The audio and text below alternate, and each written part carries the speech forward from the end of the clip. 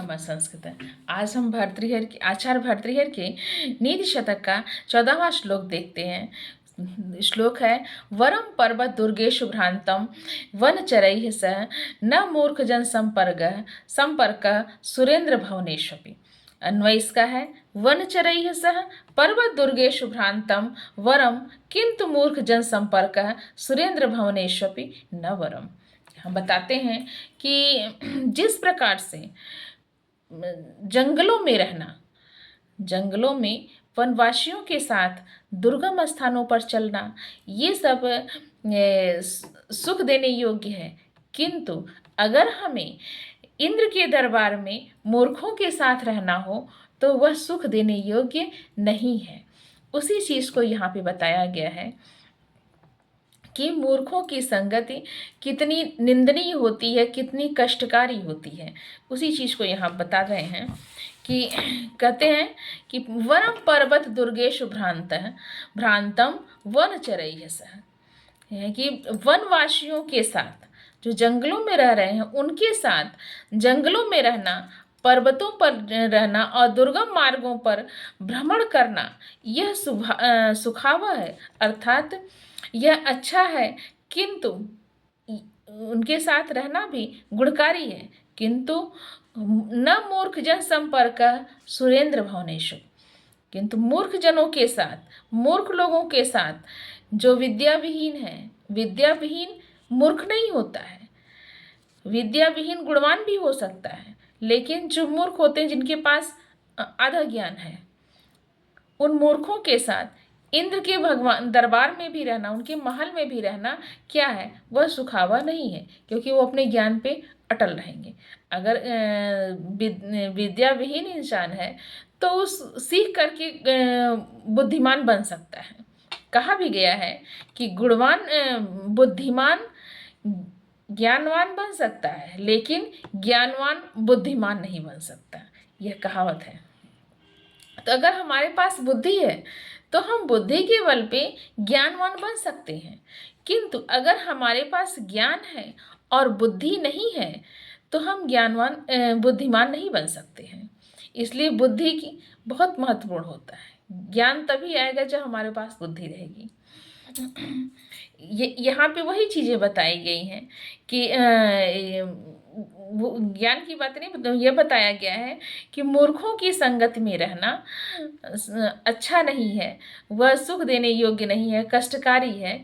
भले ही आप जंगलों में रहिए, वनवासियों के साथ में रहिए, उनके साथ दुर्गम रास्ते पर भ्रमण करिए, वो अच्छा है, किंतु मूर्खों की संगति अच्छी नहीं है। अब दूसरा श्लोक देखते हैं, श्लोक नंबर 15।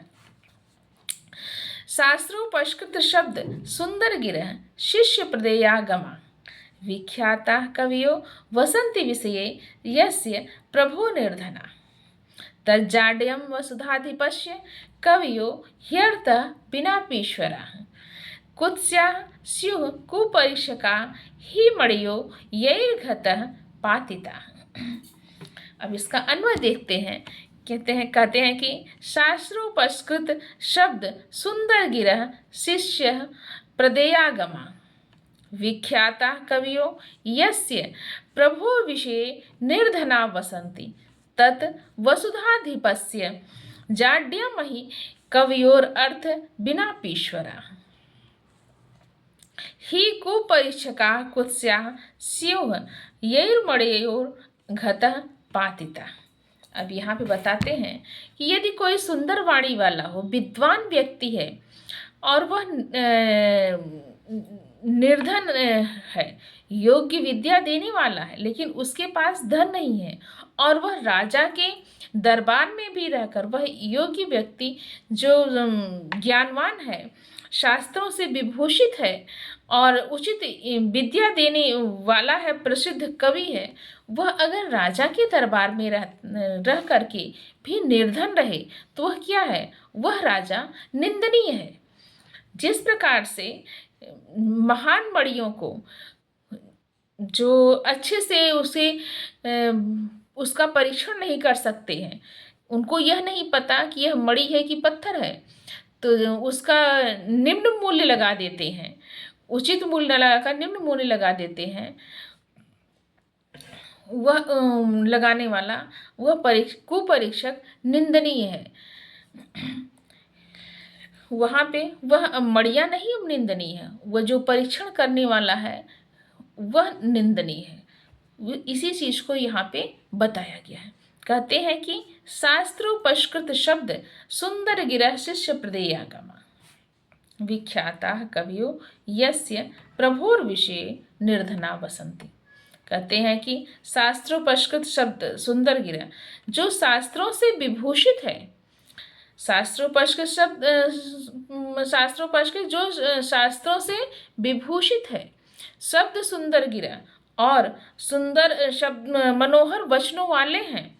क्या है? शिष्य प्रदेयागमा, ऐसे शिष्यों को मनोहर वचनों वाले हैं और शिष्यों को उचित विद्या देने वाले हैं।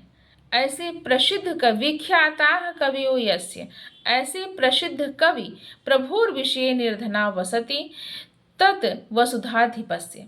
ऐसे व्यक्ति या ऐसे कवि या ऐसे विद्वान यदि वसुधाधिपस्य राजा के महल में भी निर्धना वसंत, निर्धन होकर के रहते हैं, तो वह क्या है? वह राजा निंदनीय है। जाड्यमयी कवियो अर्थ बिना पीश्वरा, तो वह राजा क्या है? निंदनीय है, क्योंकि वह बुद्धिमान व्यक्ति और ज्ञानवान व्यक्तियों की वह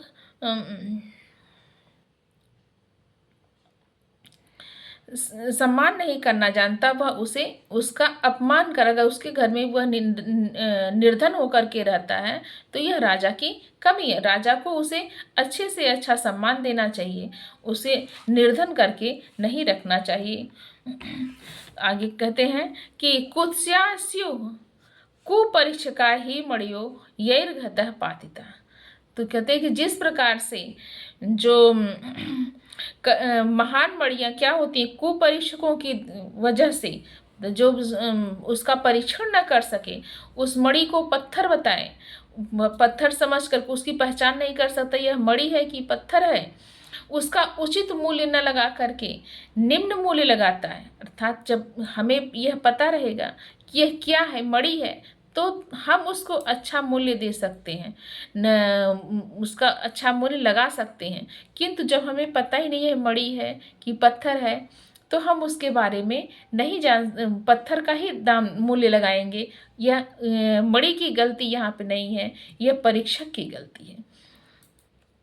जिस प्रकार से एक कुपरीक्षक मणियों का परीक्षण करके उसका उचित मूल्य नहीं लगा सकता, उसी प्रकार से किसी राजा के दरबार में रहने वाला विद्वान योग्य व्यक्ति जो मनोहर वाणी वाला है, यशस्वी